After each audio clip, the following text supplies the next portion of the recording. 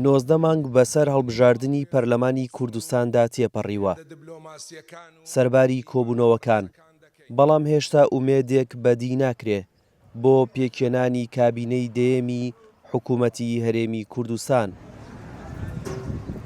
پێکنەهێنانی حکوومەت لە ڕووی ئابووریەوە کاریگەری کردووەتە سەر ژیان و گوزەرانی خەڵکی، لەگەڵ ئەوەشدا گەیشتوون بەو ڕاستیەی کە یەکێتی و پارتی بەیەکتر سەرکەوتوو نابن لە پێکێنانی حکوومەت.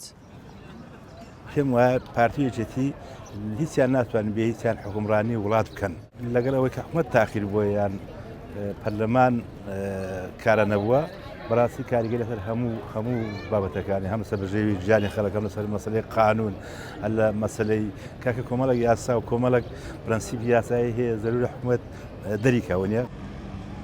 پارتی بێئومێدە و دان بەوە دادەنێت کە کۆبوونەوەکان گەیشتوون بە بنبەست، بە پێویستی دەزانن دۆخێکی نوێ دروست بکرێ بۆ دووبارە دەستپێکردنەوەی گفتوگۆکان لە خاڵی سفرەوە. ئەبینین تاوەکو ئێستا دۆخەکە چەقی بەستووە و توێژەکان گەشتۆتە ڕادەی سڕبوون، هیچ ئومێدێکیش بەوە نییە لەگەڵەوەی کە هەندێک دەستپێشکەری هەیە لەلایەن هێز و لایەنە سیاسیەکان، هەروەها هەردوو حیزبی سەرەکی نیەتی خۆیان ئاشکرا کردووە کە ئەوان لەگەڵ ئەوەیان کە ڕێز لە دەستپێشکەریەکان بگرێ و ئەم سڕبوونە کۆتایی پێبێ و حکوومەتی هەرێمی کوردستان کابینەی داهاتوو تەشکیل بێ، بەڵام تاوەکو ئێستا هیچ جومێدێک نییە. یەکێتی نیشتیمانی لەوە تێدەگات کە پارتی هێزی یەکەمە و کورسیەکانی زیاترە، بەڵام وەک خۆیان دەڵێن دەیانەوێت پارتیش لەوە تێبگات کە هێشتا هەرێمی کوردستان دوو زۆنە و پێویستی بە هاوسەنگی هێز هەیە. یعنی واقع ئێستا هەرێمی کوردستان نەیەکێتی بە تەنیا دەتوانێت حکومڕانی هەرێمی کوردستان بکات بەبێ پارتی، نە پارتیش دەتوانێت.